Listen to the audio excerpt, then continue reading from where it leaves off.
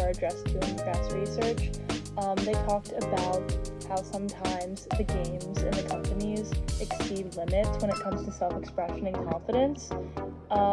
When companies focus more on competing for customers and their money, they find themselves in a hole that is going to stick with young consumers for the rest of their lives.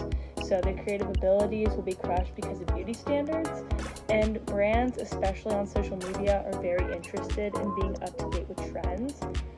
Some of the trends, however, do lead to young buyers to lack confidence because they may not fit the said trends and their standards. So when it comes to the research that we have pulled from multiple of these articles, we find that Dress to Impress can not necessarily give the most creative outlet to the kids' creative brains.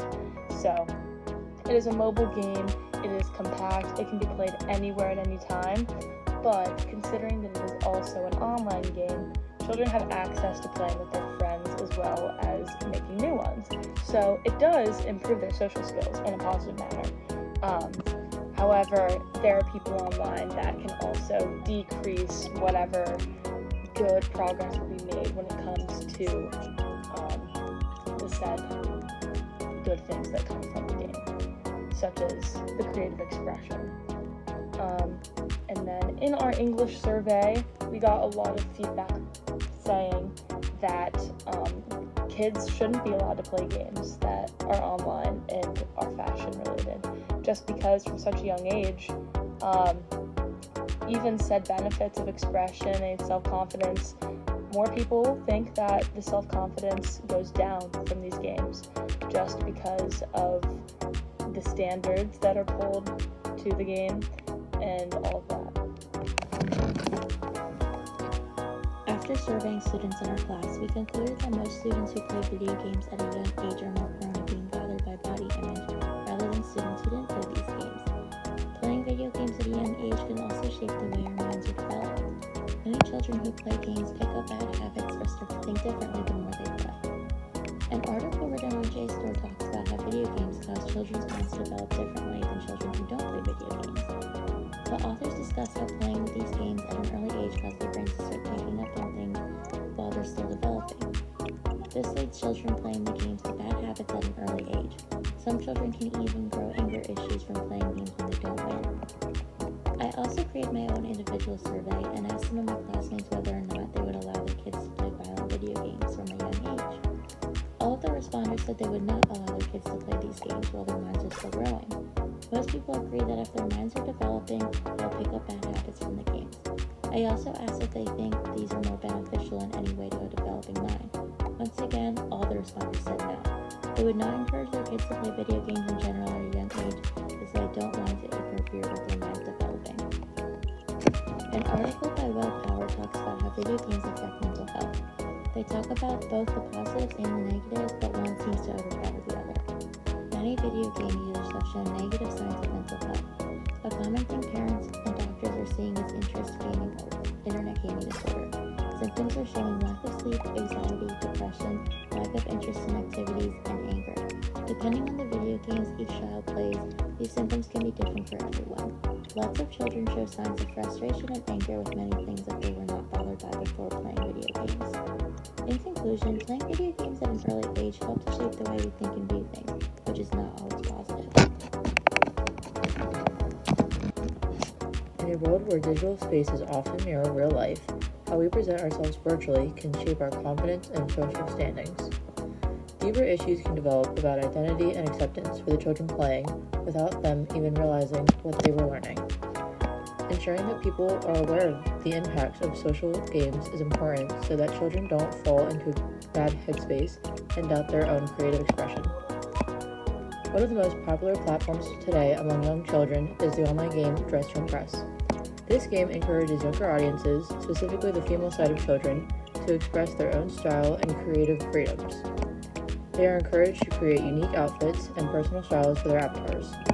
On the surface, it seems like an innocent, fun game that allows people to connect with other players, but in reality, the popularity and social hierarchy can affect how their minds perceive themselves and their own worth. Negative aspects of dress to impress are the mental and esteem realm, where the user may start to doubt themselves and their appearance due to the game's outline. While some may argue that appearance holds little weight in virtual spaces, fashion in online platforms proves to be a significant form of self-expression and social influence, shaping not only how individuals are perceived and interact with each other, but also how they view their own self-worth and personal image. We conducted a survey that asked our peers about what they thought about body standards and body shapes within certain video games. Out of the responses that were received, over 50% of the respondents answered that they noticed the appearances of female characters in the video games that they play, like body type and/or clothing the character may be wearing, as well as 66% of people expressing that these types of games influence what they consider to be beautiful or attractive, proving how even if they may not realize the effects of social standards within their own mental esteem, these video games can impact the way that they perceive themselves. While most of the answers came from females within the class, there were still a few males who said that they too are impacted from what they see on a screen. Multiplayer games can be super fun, but they can also be a little intimidating. Safe in Our World explains that putting yourself out there through games can lead to judgment, make you seem different from everyone else, and not having enough our class survey finds that the